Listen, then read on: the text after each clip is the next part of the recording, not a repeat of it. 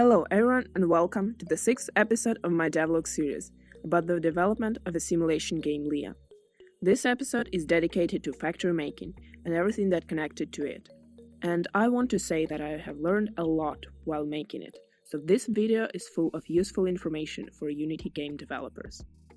In this episode you will see the finishing elements of factory and produce, the currency manager to actually allow player to earn and spend, and a lot of bugs and tips. Stay tuned because some of this information can change your development journey. First of all, this week I began with fixing some bugs. In the previous episode I had an issue with time. When I added or removed a worker, time left to produce an item was not changed. And this bug was quite interesting. It turns out that you cannot modify the UI while it is covered. I had another canvas displayed on top of this window when I was showing available people to work. I noticed this because when I was setting a breakpoint in my code, it worked well, but not when I was playing.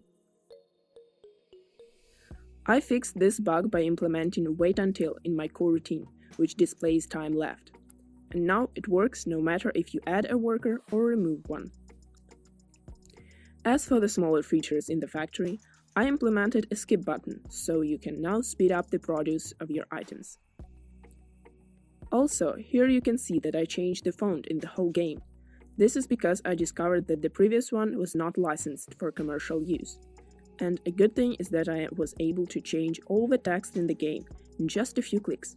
I made a tutorial about this, so check it out.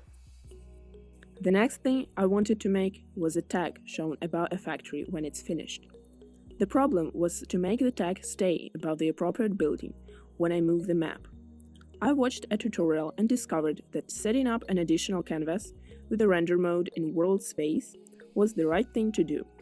The link to this tutorial in the description as usual, along with some other useful resources for you.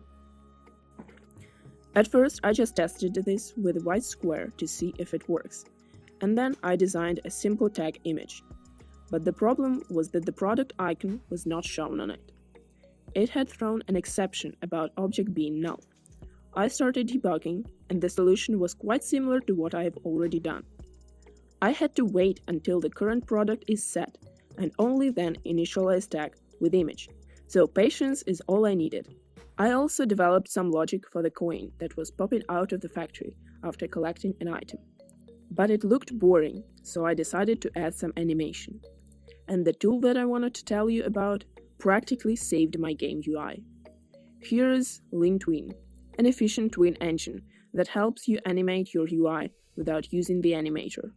You can, of course, code it yourself, enjoy your bugs and hours spent fixing them, like I did when I was making house window animation, but instead you can use this super helpful tool. In my game, I tried implementing tag floating.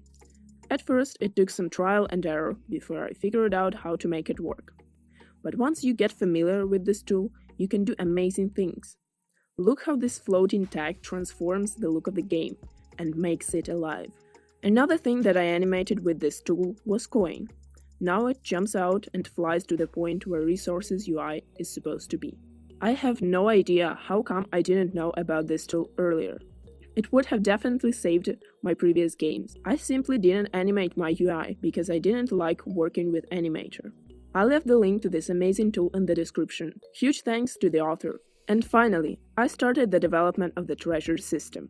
I have 3 internal currencies in my game. Coins, which is the most basic currency, crystals, which is more valuable currency, and glass, which will be used for special events and items. I designed UI to display how much currency the player has, and began coding. I spent 2 hours developing this system without testing it, because I was so confident that it would work. But when I started testing, and it was a disaster. This part has caused me a lot of bugs. In general, I can say that all the bugs were connected to placement. On the first test, the game allowed me to place a house that cost far more than I had, and even paid me its price. On top of that, the system had thrown an exception.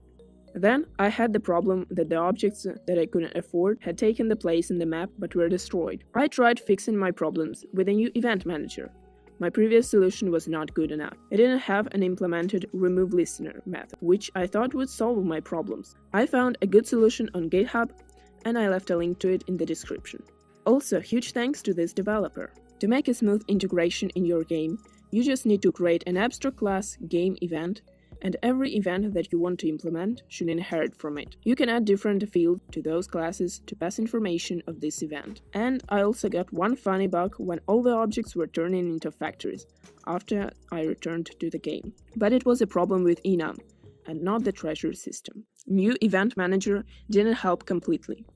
The problem was with my placement system that I developed a long time ago, in the very first episode of this devlog series. I didn't make a check placement method. Instead, I only had a place method, with all the necessary checks, which was completely wrong. You have to check first, and then, if available, place an object. Fortunately, I fixed all the bugs connected to placement, and now it is time for the finale. Here's how the game looks now. We have a panel to display players' treasures, and as a developer, I granted myself quite a few. We can purchase an item from the shop and place it on the map. The currency will be charged after its placement. I didn't show how it would react if I didn't have enough, so you'll have to believe me that it works. And this is my new setup for the factory window. It had some changes in the design and finally has all the functionality. You can hire workers and the product of manufacturing will be changed along with the time left. We can also skip and collect the profit. This is it for this episode. Like this video if you enjoyed it. Subscribe to see weekly progress on this game. Bye!